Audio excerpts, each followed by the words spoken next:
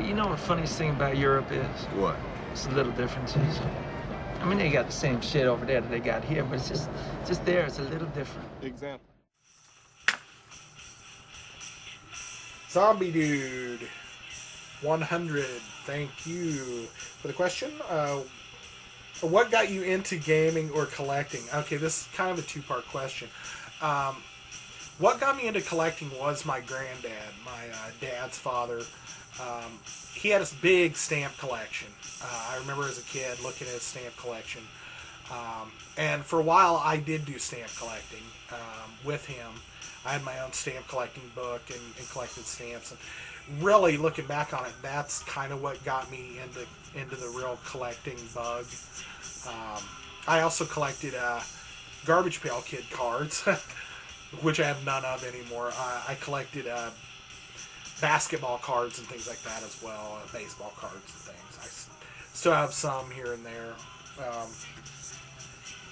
But I mainly have my action figure collection is outrageous. I wish I could dig it out and show you all some of that stuff, but it's so much of a burden to try to do that right now. Someday maybe, I hope. I really do. Like Cree Boy 411, all the action figure stuff. I love it. I love all that stuff he's got out. I wish I could do that, but I can't do it right now. And what got me into gaming was my cousin came down from Iowa when I was a kid. I think I explained this in the NES XS video as well. And brought his Nintendo with him, and he had 4 or 5 games. And I remember staying up all night playing it, exhausting myself, and just to the point where the next day we went to a local carnival that was going on and stuff. And by the end of the day, like 4 or 5 in the afternoon, I was dead tired. I was out. There was no waking me up. Because I stayed up all night playing the Nintendo and all the next day at the carnival and then coming home and playing the Nintendo until, couldn't play anymore. So my cousin bringing his Nintendo down is probably what got me into gaming, and my grandfather and stamp collecting when I was a kid probably got me into collecting.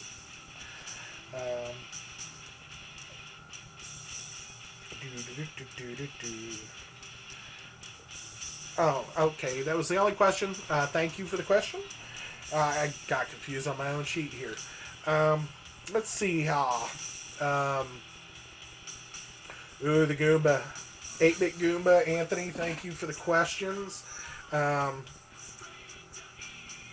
3 questions. How many of those art box scans do you have hanging up on your wall? Just this corner over here is hanging up. I would love to be able to do the whole room.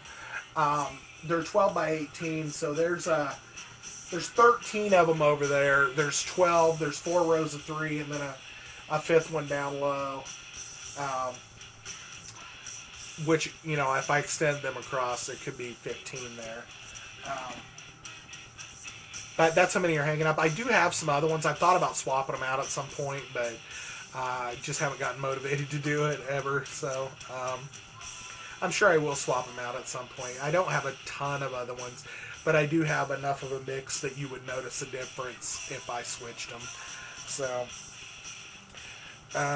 I wish the whole room was done, like I said, but it's not. Second question from the Goomba. If you had to choose... if you had the choice to do a re-release of a retro gaming machine and sell it, which one would you choose? And would you add any new features? If I had a choice to re-release any retro gaming machine, I would re-release the Dreamcast.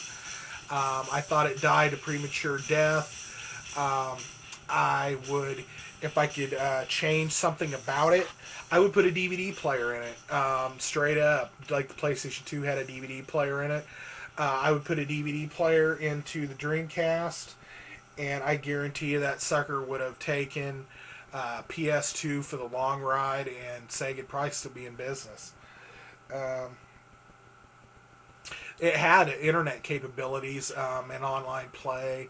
I love the controllers with the little VMUs, the little screens on them. There might be a way to rework the controller. I always thought the controller might be a little bulky, and some people didn't like that the cord came out of the bottom. That never bothered me. But I think that would be the big thing. If they put a DVD player in the actual Dreamcast, I think it would have went the distance. Number 3, what drastic gaming change would Luigi have to undergo to become as freaking awesome as Mario? I don't know. I guess if he changed his shirt to red, maybe. I mean, that seems to be about the only real noticeable difference, other than Luigi's a little taller and his model is just slightly different. I don't know. I guess you got to be cool to get your own. I don't know. I really don't know what the difference is.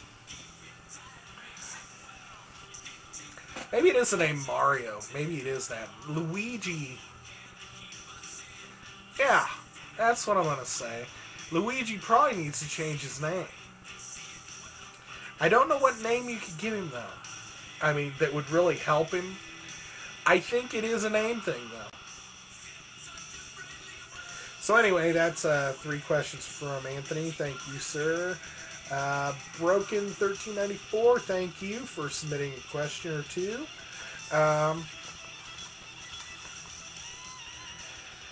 Let's see. Question number 1.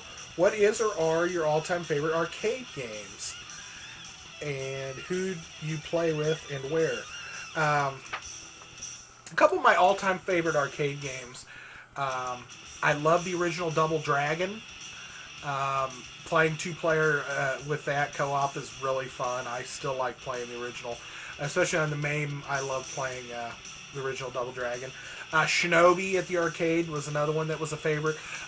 What's funny is most of these games I'm going to mention I played at the arcade at the bowling alley, because my parents bowled on League, and I would go with them and I would play, at the arcade. And so that one. Another one is the Teenage Mutant Ninja Turtles 4-player edition game. I love that one as well.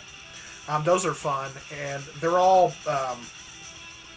like a beat-em-up style side-scroller, more or less, not a fighting game or anything. I'm not big on fighting games. I mean, it's like 2 and you're out, and I'm always out. I'm always getting my ass handed to me. So, who would you play with and where? I don't know. I'd play with anybody who wants to play with me. Step up to the plate. Let's go. And where? I don't know. Let's play where it's warm, because I'm sick of the cold weather here. Ideally, if we could play and play some arcade games, I'd like to be able to have my own arcade room in my own home, and that would be cool. Just have people over and play in the arcade room. Not a problem. I know earlier, I think in one of the videos prior to this, I mentioned buying some arcade cabs, and I know I didn't mention Double Dragon at that time, but I would love to have a Double Dragon cab as well.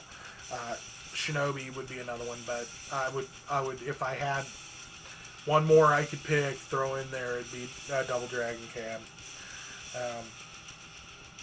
So anyway, that was the first question. The second question is, what is or are your all-time favorite conversions of the above for the home console? Let me think. Well, the NES version of Double Dragon was kind of weak. I mean, it wasn't weak. It was its own game, and it was different. And I enjoyed it. I loved it. But it wasn't an arcade port. The arcade port to the Genesis of the original Double Dragon game was awesome. I think the arcade port to this Master System is okay. It's pretty good, but I prefer the one that was ported to the Mega Drive or the Genesis. The Turtles arcade game was another one. I mean, if there wasn't a true port of the original Turtles game to the home console, I mean, I guess the closest one would be Turtles the arcade game for the Nintendo, and I thought they did a pretty good job with it, considering it's an 8-bit system. I mean, they really did what they could with it. So.